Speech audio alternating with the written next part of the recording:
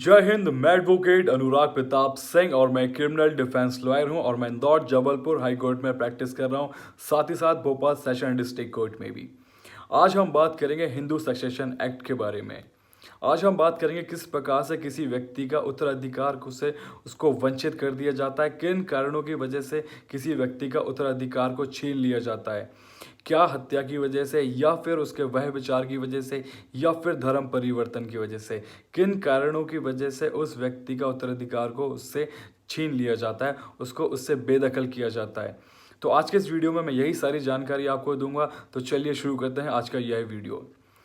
यदि कोई व्यक्ति है और उसकी 3 संतान है, उसके 2 लड़के हैं और 1 लड़की है, तो तीनों ही बच्चों का इक्वल अधिकार रहेगा अपने पिता की प्रॉपर्टी पे।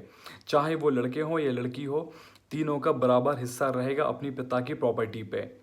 यदि अगर किसी पिता ने अपनी वसीयत लिखी है किसी एक बच्चे के नाम पे, तो वो अपनी स्वेच्छा से किसी भी एक बच्चे को वो अपनी सारी प्रॉपर्टी, सारा हक दे सकता है।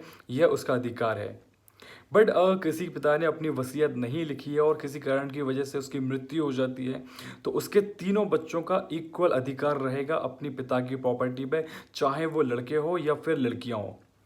इसी प्रकार से मैं कुछ आज इम्पॉर्टेंट हिंदू सबसेशन एक्ट के बारे में बात करूंगा, सेक्शन के बारे में बात करूंगा, जो सेक्शन आपको जानना बहुत महत्वपूर्ण है और बहुत ही हेल्पफुल रहेंगे ये सेक्शन आपके लिए। तो ऐसे ही कुछ सेक्शन के बारे में मैं बात करने जा रहा हूं, जैसे कि सेक्शन 25 यह कहता है कि यदि किसी पुत्र ने अपने पिता की यह कारण से हत्या करवा दी है कि वो अपने पिता की सारी प्रॉपर्टी का उत्तराधिकार बन जाएगा, उसको सारी प्रॉपर्टी मिल जाएगी, तो उस कंडीशन में उस लड़के से उसका उत्तराधिकार छीन लिया जाएगा। बट सेक्शन 25 यह भी कहता है कि उस लड़के की जो संतान होगी, तो वो अपने उत्तराधिकार को दावे को कर सकते हैं अपने दादा की प्रॉपर्टी पे। वो लड़का अपने पिता की प्रॉपर्टी पे उत्तराधिकार नहीं शो कर सकता, बट उसके जो संतान होगी वह अपने दादा की प्रॉपर्टी पे उत्तराधिकार को साबित कर सकते हैं। इसी प्रकार से सेक्शन 26 यह कहता है कि यदि किसी पुत्र ने अपना धर्म परिवर्तन करा लिया है, तो भी उस कंडीशन में उसको उसका उत्तराधिकार से उसको कोई छीन नहीं सकता। उसका उत्तराधिकार बराबर रहेगा अपनी पिता की प्रॉपर्टी पे, चाहे भले ही उसने धर्म परिवर्तन करा लिया हो। हिंदू धर्म से वो मुस्लिम या फिर सिख या ईसाई कोई भी धर्म अपनाता है, तो भी उसका उत्तराधिकार रहेगा अपनी पिता की प्रॉपर्टी पे। बट सेक्शन 26 यह भी कहता है कि उस लड़के की जो संतान होगी उसका कोई उत्तराधिकार नहीं रहेगा अपनी दादा की प्रॉपर्टी पे, क्योंकि जो उस पुत्र से संतान उत्पन्न होगी वह संतान नए धर्म से उत्पन्न होगी, वो नए धर्म को अडॉप्ट करेंगे। इस कारण की वजह से वह अपने पिता दादा की प्रॉपर्टी पे उत्तराधिकार नहीं घोषित कर सकते।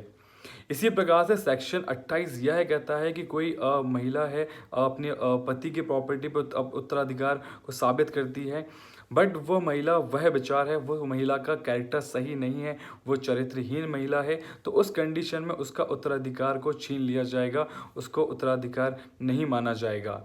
इसी प्रकार से कोई विधवा महिला है और उसको अगर बोलते हैं कि यह वह विचार है, इसका कैरेक्टर सही नहीं है, तो उससे यह बोल के कि उसका कैरेक्टर सही नहीं है, उससे उसका अधिकार नहीं छीना जा सकता। अगर कोई विधवा महिला है तो उसका पूरा अधिकार रहेगा, उसका किसी भी रीज़न से उसका कोई उत्तराधिकार नहीं छीना जा सकता। तो मैं आशा करता हूँ यह इन्फॉर्मेशन आपको हेल्पफुल होगी। नेक्स्ट टाइम से आप सतर्क रहोगे, अपना ध्यान रखोगे। तब तक के लिए जय श्री राम।